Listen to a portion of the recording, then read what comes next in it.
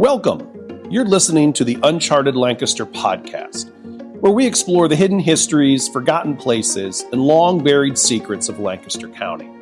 Using modern digital storytelling tools, each episode brings a new piece of local lore to life, revealing the strange, the surprising, and the stories history left behind.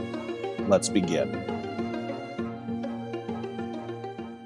Imagine waking up right in the middle of the night, like midnight, and it is the dead of winter in the 1740s. Oh, that sounds awful already. Right, and the air in your room is just freezing, but, you aren't wrapped in blankets or anything. Let me guess, you're on the floor. Close. Your back is completely bruised, like aching from head to toe because you've just spent the last 3 hours sleeping on a wooden plank.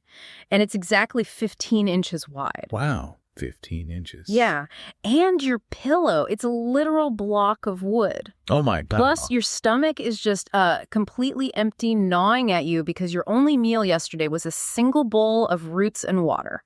That's just brutal. It gets worse. No, in the freezing dark of the Pennsylvania woods, you have to get up, put on this coarse white robe, walk into a dimly lit timber hall, and sing intricate a cappella harmonies for 2 whole hours straight. At midnight. Yeah, at midnight, just in case the world ends before sunrise. It sounds like a literal psychological torture experiment, but, right. For the people living it, this was actually paradise, or at least it was their strict preparation for paradise. And that is exactly what makes this deep dive so fascinating, because the people submitting themselves to this absolute physical punishment, they weren't prisoners. Right, they chose this. Exactly. They were the brothers and sisters of the historic Ephrata Cloister, which was this 18th century utopian community. And if you're listening to this with us right now, I know you appreciate uncovering those really bizarre, hidden chapters of history that just completely shatter our modern assumptions about human endurance. Absolutely. Today, we are digging through this massive stack of historical articles, documents from their modern historical society, and a documentary transcript to understand what happens when a group of radical, sleep-deprived mystics just decides to declare war on human biology. Well, before we really get into the mechanics of their daily lives, it is crucial to lay down a quick boundary. Good idea. Yeah, as we unpack these sources, we're going to dive into some pretty intense religious schisms and the deeply specific radical theology of 18th century groups like the Pietists and Anabaptists. Right. We are simply reporting on these historical beliefs. Yeah. To understand the psychology and the actions of the people at Ephrata, we're just exploring their worldview, not endorsing any specific theological or political viewpoint. Exactly. We're here to look at the historical and psychological reality of what they built. Okay, let's unpack this. Because let's be honest, the math here makes absolutely no sense. No, not at all. How does a society that refuses to procreate, completely starves itself, and sleeps on blocks of wood manage to build a booming industrial, artistic, and agricultural empire? That's the paradox. It really is. To figure out how they achieved some of the most enduring art, music, and literature in early America, we have to start at the absolute bottom. We have to go back to Europe. Yeah, we have to look at the severe childhood trauma of the man who basically willed this entire commune into existence. Right. Conrad Beissel. Right, Conrad Beissel. You really cannot understand the extremity of the Ephrata Cloister without understanding the extremity of Conrad Beissel's early life. He was born on March 1st, 1691, in a German town called Eberbach, near Heidelberg. Okay. And his entry into the world was just entirely defined by absence. His father, who was a baker, died months before Conrad was even born. Okay, so a complete lack of a paternal figure right from day one. Correct.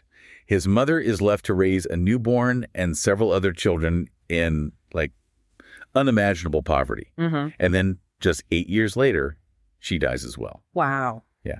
By the time he's 8 years old, Conrad Beissel is entirely orphaned. I just want to linger on the psychological weight of that for a second, because being an 8-year-old orphan is horrific in any era, but we need to paint the picture of where and when this is happening. Yeah, the context is bleak. The sources describe Europe at this time using a very specific word. They call it a wasteland. This is the Palatinate region of Germany, which had essentially been the doormat for every major European war for decades. The documentary transcript uses these primary accounts of the people living there, and it is visceral. It really is. They talk about the blaring trumpet of the imputed hordes of soldiers, the blood-drenched sword. They describe a world of just constant fire, pestilence, and death. If we connect this to the bigger picture, Yeah. it was a generational trauma on a massive scale. Foreign armies were relentlessly marching across their fields, burning their crops, destroying their homes. Just nonstop devastation. Exactly. And if you survived the sword, you likely succumbed to the disease that followed the armies. The sources highlight that beyond the physical destruction, the people felt they were being robbed of the treasure of their souls. So put yourself in Beissel's shoes. You have no mother, no father, no safety net. Your country is constantly on fire. Right. You have absolutely zero control over your physical safety, and you have no anchor in the world. This isn't just a sad backstory. I mean, this is the psychological engine for his entire life. Absolutely. He spends the rest of his life obsessively searching for a spiritual union, like a permanent, indestructible family that the armies of Europe cannot burn to the ground. And that search really begins in earnest when he takes up his father's trade. Beissel becomes an apprentice baker. He travels around to learn his craft, and eventually he finds himself in Heidelberg. Okay. This is where he is introduced to a group of radical religious thinkers known as the Pietists. Now, why would a baker's apprentice be drawn to a radical outlawed religious group? Like, what did the Pietists offer him that standard society didn't? Well, they offered him a complete rejection of the world that had caused him so much pain. The Pietists were deeply dissatisfied with the state-supported churches. At this time in Europe, church and state were inextricably linked, and the established religion felt cold, institutional, and just entirely disconnected from the suffering of the common people. The Pietists believed the established church was just spiritually dead. So what was their alternative? Like, what did they actually do? They wanted to strip everything back. They believed in turning directly to Scripture, living incredibly simple, austere lives. And most importantly for Beissel, they rejected strict hierarchies. Interesting. Yeah, they gathered in secret, away from the government, and they referred to one another simply as brother and sister. Ah, brother and sister, there it is. The orphan finally finds a family. Exactly. But there was a massive risk. Because they rejected the state-mandated churches, they were essentially criminals. Participating in these secret conventicles was highly illegal. And Beissel, being Beissel, doesn't just attend quietly. He becomes this passionate vocal convert. He completely refuses to attend the state church. He was definitely not flying under the radar. Right, so the authorities arrest him, put him on trial, and he is officially banished from his homeland. He writes later that this banishment made him feel like an orphan once again. Yeah, just as he finds his family, the government rips it away. So he wanders. He meets other mystic groups, but eventually someone tells him about a place across the ocean, a place where religious freedom is actually codified into law. William Penn's colony, Pennsylvania. Right. So in 1720, Beissel crosses the Atlantic. He spends a year in Germantown, near Philadelphia, learning to weave cloth. He reconnects with other German immigrants, specifically Anabaptists known as the Brethren. Okay. He is baptized, he becomes a leader of a congregation, and he uses this magnetic, fiery charisma to draw people in. The sources note he was a small, slight man, but his voice and his conviction were absolutely overpowering. Okay, stop right there, because this is where human nature usually kicks in, and Beissel just defies it. How so? Well, you're an orphan, you've survived a war-torn wasteland, you've been banished across the Atlantic Ocean, and you finally arrive in a peaceful colony where you have a trade, a community, and religious freedom. Yeah, you've made it. Right. For 99.9% of humanity, the story ends there. You build a house, you weave your cloth, you have a family, and you finally relax. But Germantown wasn't enough for him. He keeps pushing further west, further into the woods. Why couldn't he just be happy he survived? Because survival wasn't his goal. Spiritual perfection was his goal. Beissel found Germantown to be too civilized, too close to the world. He believed that comfort bred spiritual laziness. Wow. He started clashing with the Brethren because he refused to let other men govern his spirit. He began insisting on observing the Sabbath on Saturday instead of Sunday, and he started preaching the absolute necessity of celibacy. So he's already pushing boundaries. Yeah, and by 1728, he rejects the congregation entirely. He decides that the only way to truly connect with the divine is to sever every single tie to humanity. So in the fall of 1732, he packs up and walks into the dense, absolute wilderness of the Pennsylvania frontier to live as a hermit. Completely alone. Completely alone. And the location he chooses is wildly poetic. He settles on the banks of the Cocalico Creek. But the local natives had a very specific name for this area. Yes, the native name was Coquelicon, which translates to the den of serpents. He literally moves into a snake pit. He deliberately chooses a hostile environment. He wanted to fight his spiritual battles alone, in the wilderness, like the early Christian monastics. Right. He names his little hermit patch, Ephrata, after the biblical Ephrath near Bethlehem. It means fruitful, and is also the location where the biblical Rachel died in childbirth. The name itself is this intense juxtaposition of life, death, and spiritual rebirth. Out there in the den of serpents, entirely alone, Beissel's mind just goes to work. And he develops the theology that will become the blueprint for everything they build. We really need to understand how Beissel viewed God, because it explains the 15-inch wooden benches and the starvation diets. Yeah, it's foundational. So what was the theology of divine union? Well, Beissel developed a deeply mystical, almost alchemical theology. He didn't view God as a man on a throne. He viewed God as a divine flame. A flame. Yeah, and within this flame there were two distinct opposing essences. Break those down for us. First, there was the heat, the fire, the anger, the wrathful instinct. Beissel associated this with the male aspect of God, which he identified with Christ. Okay, that's the heat. But a flame isn't just heat, it is also light. The light represented wisdom, grace, and love. Beissel believed this was the female essence of God, which he called Sophia. So God is a dual entity, both male and female, wrath and wisdom. Exactly. And according to Beissel, when Adam was created in the Garden of Eden, he possessed both of these essences perfectly balanced within him. But the fall of man split this divine unity. Oh, I see where this is going. Therefore, the ultimate goal of a human being's life on earth was to repair that split, to achieve a spiritual marriage with the divine. For a man, the goal was to marry the divine Sophia. For a woman, the goal was to marry the divine Christ. But there's a catch. And it is a massive, life-altering catch. Beissel preached that the human soul only has so much room. If you enter into an earthly marriage, if you form a physical, romantic attachment to another human being, you fill up your soul. There's absolutely no room left for the divine marriage. Wow. Yeah, human intimacy was a literal roadblock to heavenly salvation. Yeah. If you wanted to marry God, you had to be completely, strictly celibate. And here's the great, bizarre irony of Conrad Beissel. He develops this theology that human connection is spiritual poison. He moves to a literal snake pit to get away from everyone. Right. And he is so intensely charismatic that people immediately track him down into the woods and just refuse to leave. It's a fascinating psychological phenomenon. He runs away from the world and the world follows him. Within weeks, friends from his former congregation are building cabins near his. They just won't leave him alone. Nope. And by the spring of 1733, two women, Anna and Maria Eicher, arrive and demand to join his solitary retreat. Suddenly, Beissel's quiet hermit life has morphed into what they call the camp of the solitary. It's the ultimate backfire. He wanted to be a hermit, and he accidentally becomes a cult of personality.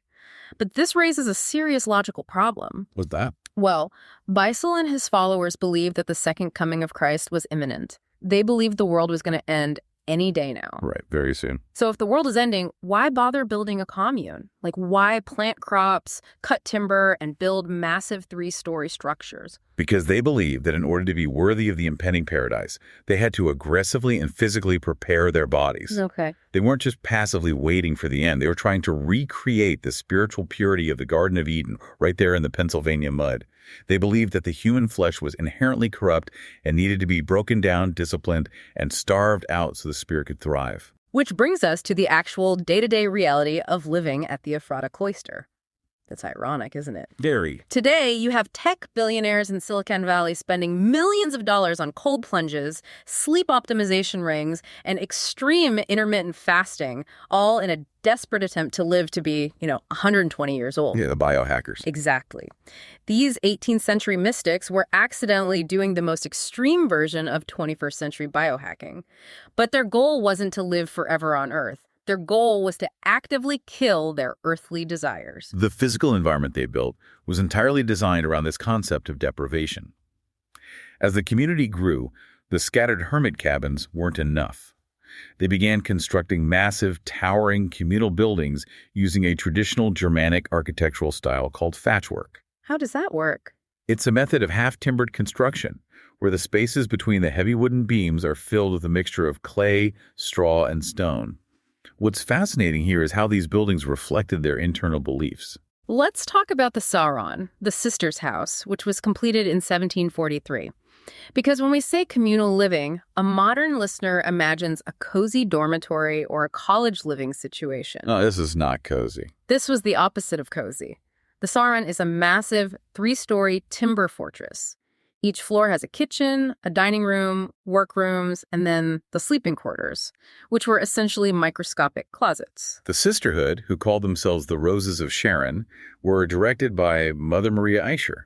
Each sister had her own tiny sleeping chamber. And inside that chamber, you really see the weaponization of the environment against the human body.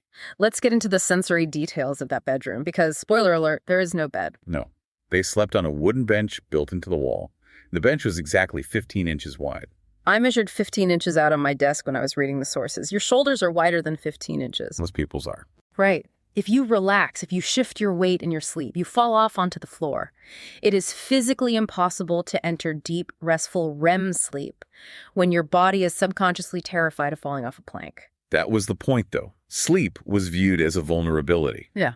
As one of the followers explicitly noted, God does not sleep. So sleep also weakens the defenses against evil. Wow. They didn't want to rest. They wanted to remain spiritually vigilant. And to ensure they didn't get too comfortable, they didn't use feather pillows. They used a solid block of wood. A block of wood under your neck. My neck hurts thinking about it. And we haven't even talked about the schedule yet. Walk us through a night at the Ephrata Cloister. So the brothers and sisters were allowed a maximum of 6 hours of sleep a night, but it was heavily fragmented. They would lie down on their 15-inch wooden benches at 9:00 p.m. Okay. They would sleep for exactly 3 hours. At midnight, the bell would ring. Yeah. They were required to wake up, leave their chambers, and gather in the Zal, the meeting house, for a 2-hour watch service. 2 hours of singing and praying in the middle of the night. Why midnight specifically? Because Scripture references the bridegroom Christ arriving at midnight. They literally believed the world might end while they were asleep, and they wanted to be awake, singing praises when the trumpet sounded. That is intense. So from midnight to 2 a.m., they held this watch service. Then at 2 a.m., they returned to their wooden benches and slept for another 3 hours until 5 a.m. Medically speaking, breaking your sleep cycle right in the middle of the night, every single night, destroys your cognitive function. Absolutely. You would be walking around in a permanent state of delirium, and they were fueling this delirium on essentially 0 calories. What were they eating? Their diet was tremendously sparse. They adhered to a strict vegetarian diet, and they only ate 1 communal meal a day, usually in the evening. The sources detailed that this meal consisted of roots, greens, a little bread, and fresh water. 1 bowl of roots. Exactly. The only exception to the vegetarian rule was during the celebration of communion when lamb was served. Otherwise, meat was strictly forbidden. Again, the logic was, God does not eat, so we learned to curb our appetite. They are just trying to starve the human out of themselves. They even dressed to hide their humanity. They all wore these distinctive, long, flowing white robes. And the documentary transcript points out a fascinating detail. These robes were specifically designed to muffle the sinful body of man. The hood and the drape of the fabric were meant to hide the shape of the human form, to completely extinguish any physical vanity or sexual attraction. It was an all-out coordinated war against human biology.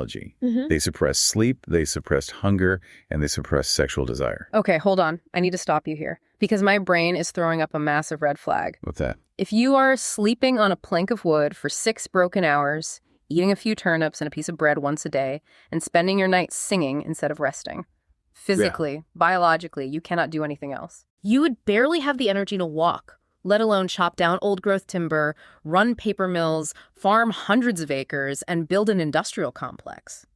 They should have all died of malnutrition and exposure in the first winter.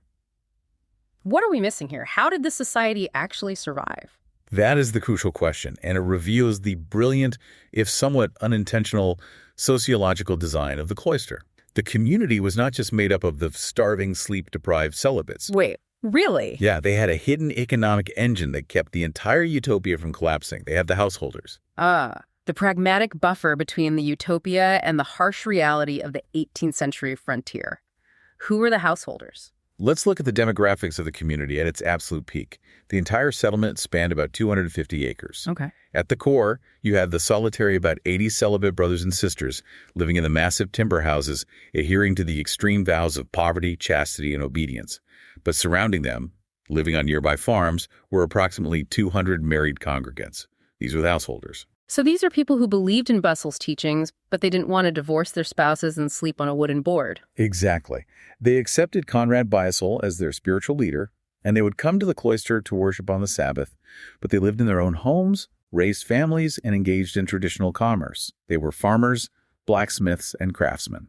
This is a massive revelation, because a purely celibate society is a biological dead end. 100%. If nobody is having children, the society dies in one generation, and if everyone is starving, the society dies in one winter.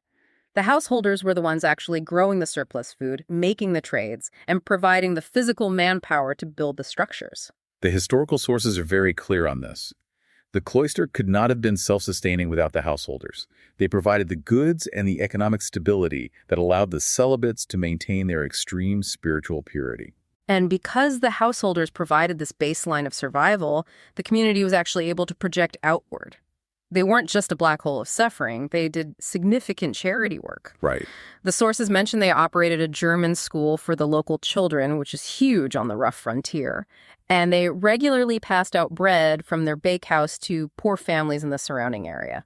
But this dynamic, having a pure ascetic core, relying on an economically active, worldly exterior, created intense friction. And we see this explode in the story of the Eckerlin brothers. I love this part of the history because it feels like an 18th century corporate boardroom coup. It really does. You have Conrad Beissel, who is the visionary founder. He's the guy who goes into the woods and creates the brand. But he is terrible at the practical realities of managing a massive 250-acre enterprise. Enter Israel and Samuel Eckerlin. The Eckerlin brothers were members of the Celibate Brotherhood, but they were incredibly practical. They essentially took over the economic management of the cloister. They developed the industries. They built and managed the grist mill, the sawmill, the paper mill. They expanded trade with Philadelphia and the surrounding communities. They were the pragmatic CEOs. They were making the cloister rich, or at least highly stable. They were ensuring the utopia could actually afford to exist. So how does Beissel, the visionary founder, react to this massive economic success? He fires them. He fires his best operators. He dismisses them entirely. Beissel looked at the booming mills and the expanding trade networks, and he didn't see success. He saw worldliness. Wow. The sources quote, "The cloister's internal view that the Eckerlins' desire for wealth was not our purpose at Ephrata." Beissel believed that their economic expansion was destroying the spiritual poverty that was the entire point of the community. So he forces the Eckerlin brothers out to protect the cultural purity of the cloister. It's the classic utopian dilemma, like how much do you engage with the outside world to survive before you become indistinguishable from the world you are trying to escape? Beissel chose purity over prosperity. But here's where it gets really interesting. Even after kicking out the Eckerlins, the infrastructure they built remained. The paper mills were still there. The printing press was still there. And with their physical survival secured, you take all that pent-up, celibate, sleep-deprived energy, and it mutates. They pivot from building mills to producing one of the most astonishing intellectual achievements in colonial America. You are talking about the printing of the Martyr's Mirror. Yes. The Ephrata Cloister possessed the second German printing press in the American colonies, and they didn't use it to just print little pamphlets or church flyers. They took on a project that is staggering to think about. To understand the weight of this, we need to understand what the Martyr's Mirror actually was. The full title is often translated as The Bloody Theater. Right. It was originally published in Holland in 1660 by Keleman J. van Bright. It is a massive, incredibly dense volume documenting the stories, testimonies, and horrific executions of Christian martyrs, specifically focusing on the Anabaptists, spanning from 4 BC all the way to 1660 AD. For the local Mennonites and Amish communities in Pennsylvania, this book was second only to the Bible in importance. It was the foundational text of their suffering and their faith. Right. A group of Mennonites from Montgomery County came to the cloister and essentially commissioned them to print it. But there was a massive language barrier. The book was written in Dutch. It needed to be translated into German. This task fell to a man named Peter Miller, who was a highly educated leader within the cloister. He would actually go on to succeed Beissel after Beissel's death. Miller took on the monumental task of translating the entire text from Dutch to German. And when we say monumental, let's put some numbers to this. The finished German translation of The Martyr's Mirror was 1,500 pages long. That's huge. 1,500 pages. It was the largest book printed in colonial America prior to the Revolutionary War. They started the work in 1748, and it took them 3 full years to complete. We really need to slow down and look at the sheer punishing mechanics of what it meant to print a 1,500-page book in the 1750s. This wasn't hitting print on a PDF. This was back-breaking industrial labor. First, they had to make the paper. They didn't buy it. They made it in their own paper mill. And making paper back then meant collecting rotting rags, soaking them in vats of caustic chemicals like lye, and physically beating them into a pulp. The smell alone would be nauseating. Oh, absolutely. Then they had to pull the wet pulp onto wire screens, press the water out, and hang the massive sheets to dry. Once they had the paper, the typesetting began. Oh, boy. Yeah, a brother had to stand in front of a massive case of lead type and individually pick out every single letter, every comma, every space, and place it backward into a heavy iron frame. Thousands of tiny lead letters per page. Thousands. Then they had to ink the type by hand, place the damp paper over it, and physically pull the massive wooden lever of the press to stamp the page. Then they had to do it again and again for 1,500 pages. Wow. Finally, they had to bind these massive volumes by hand, sewing the pages together and attaching heavy leather covers over wooden boards. And I just have to remind everyone, they are doing this exhausting, toxic, lead-smudged manual labor while eating 1 bowl of roots a day and sleeping on a 15-inch wooden plank. It's unbelievable. The cognitive dissonance is staggering. Beissel literally moved to the den of serpents to get away from the world. He demanded absolute isolation. And yet his isolated commune ends up operating the ultimate historical mass communication tool. They became the central publishing house for neighboring religious groups. It highlights a profound human contradiction. Yeah. Even as they tried to erase their own earthly identities, they were driven by a spiritual duty to leave a permanent mark. Beissel himself said that the seed of their work would remain until the Second Coming. They viewed the Martyr's Mirror not as a commercial product, but as a holy obligation to preserve the legacy of those who suffered for their faith. But the printing press, as massive as it was a mechanical achievement. The truly transcendent work they did at Ephrata was done by hand and by voice. When you take away sleep, food, and human touch, that creative energy doesn't just die. It explodes into art. Let's talk about the masterpieces of deprivation, their calligraphy, and their music. The cloister is historically recognized for its creation of Fraktur, commonly known as Fraktur. This is a highly distinctive, incredibly intricate style of German calligraphic art.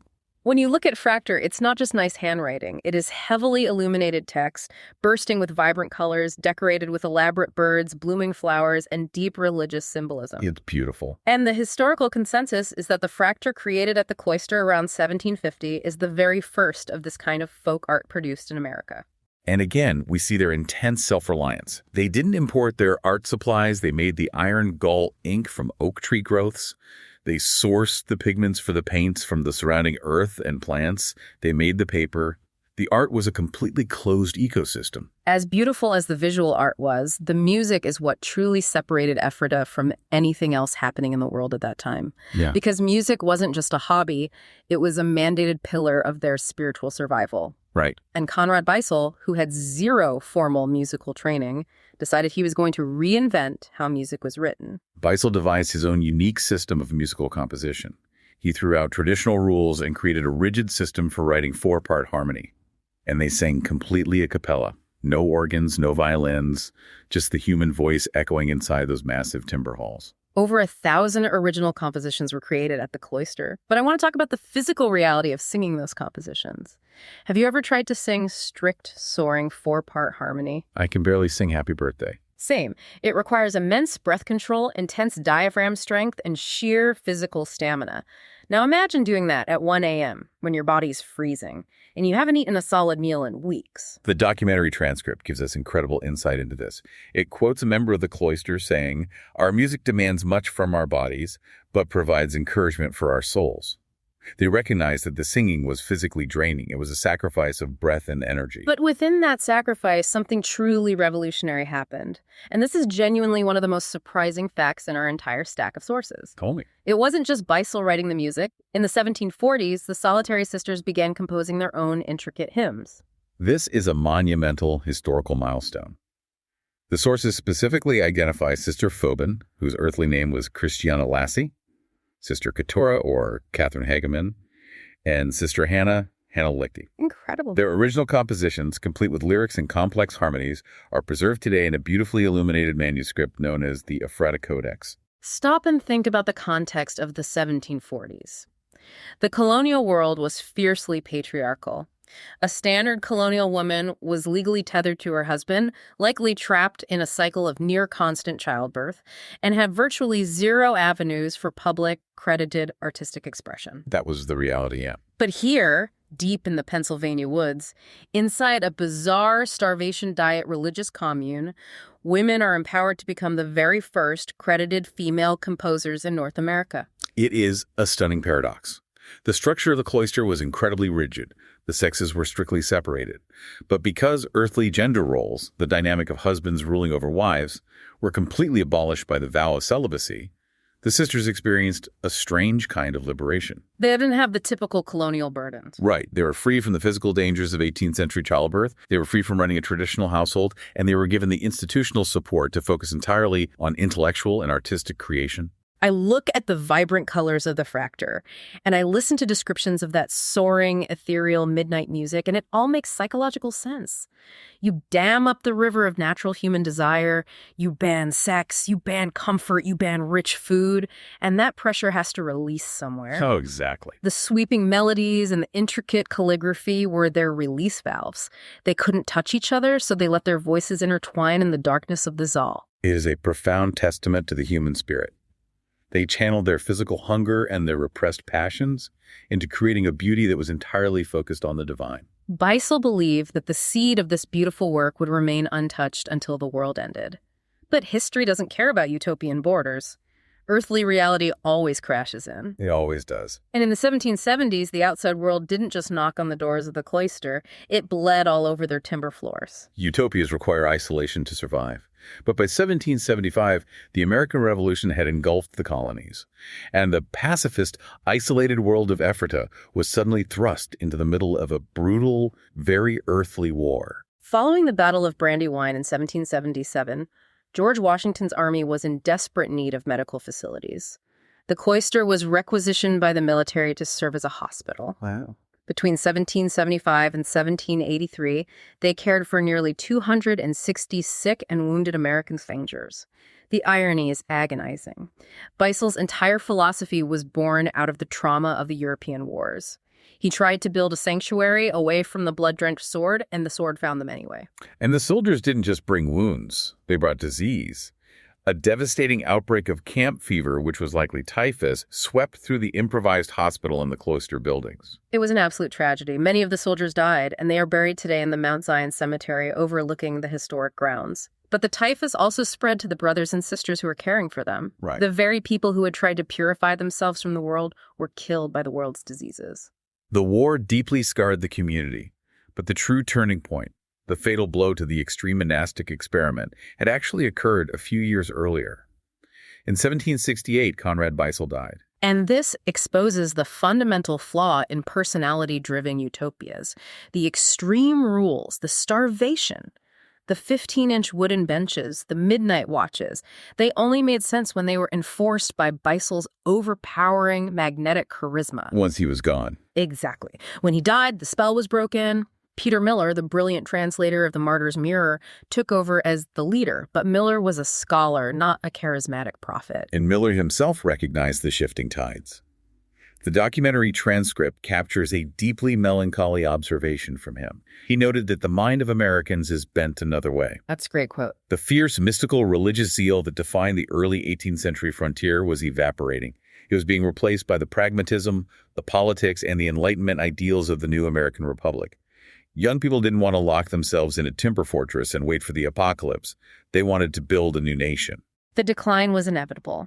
The rigid monastic rules were gradually relaxed, and the population of the celibate solitary slowly shrank. But the timeline of this decline is fascinating because the echo of Beissel's experiment lasted an incredibly long time. Oh, it did. The last celibate sister of the original order didn't die until 1813. And the very next year, In 1814, the remaining householders incorporated into the German Seventh-day Baptist Church. The radical, isolated commune officially transitioned into a state-recognized religious denomination. Right. But they continued to live and worship in those original timber buildings for over a century, right up until the church officially closed its doors in 1934. And the human thread connecting us to that 1732 wilderness retreat stretched even further. The last surviving resident of the cloister, a woman named Marie Cashel Booker, lived on the grounds into the modern era. She died on July 27, 2008, at the age of 98. To think that someone who lived on that historic ground was alive to see the invention of the smartphone is truly remarkable.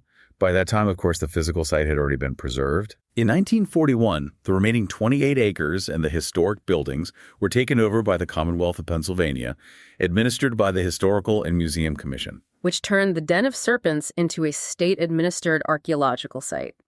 And this brings us to one of the most haunting, poetic discoveries on the grounds. I love this part.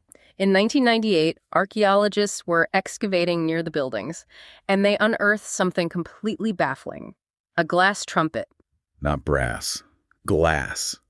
The sources indicate it likely came from Germany, and it is the only one of its kind ever found in North America. But the mystery isn't just that it exists, it's how it was found. It was in nearly perfect condition, it wasn't shattered, it wasn't accidentally dropped and crushed, it was completely intact, missing only the mouthpiece. Right. The archaeologists concluded that because it was in such pristine condition, it must have been intentionally, carefully buried in the earth. This raises an important question. And when you filter that through their theology, it sends shivers down your spine.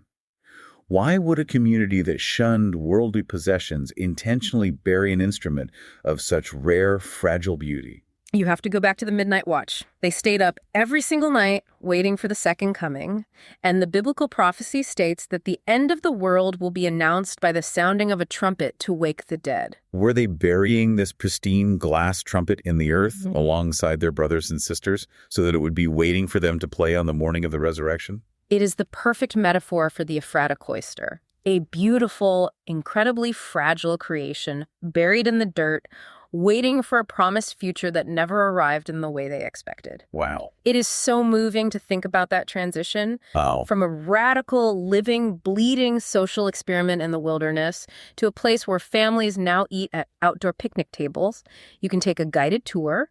There's a modern community park nearby with a skate park. A skate park. Yeah, and the Cloister Chorus still sings Beissel's 4-part harmony, and they actually won a Modern Award of Excellence for a virtual holiday event in 2020.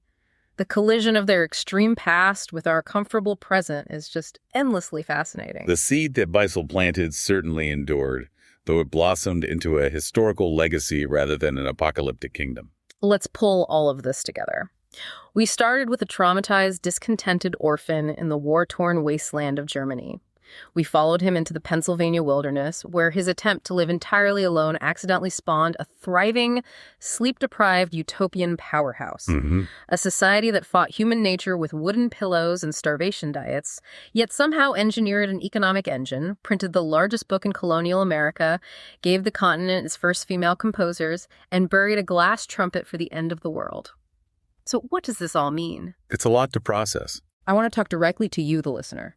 Why should you, living your life right now, care about a 300-year-old experiment in extreme self-denial? I think you should care because the Ephrata Cloister proves the astonishing, almost terrifying capacity of the human body and mind to endure hardship when driven by a profound, unified sense of purpose. It shatters our modern assumption that comfort is a prerequisite for creation. In fact, it suggests the exact opposite. And that is the exact thought we should leave on today. Think about those 15-inch wooden benches the celibates slept on to keep themselves vigilant against the darkness. Yeah. In our lives today, we are drowning in unprecedented comfort. We have endless algorithmic on-demand entertainment, perfectly climate-controlled bedrooms, and incredibly soft ergonomic pillows.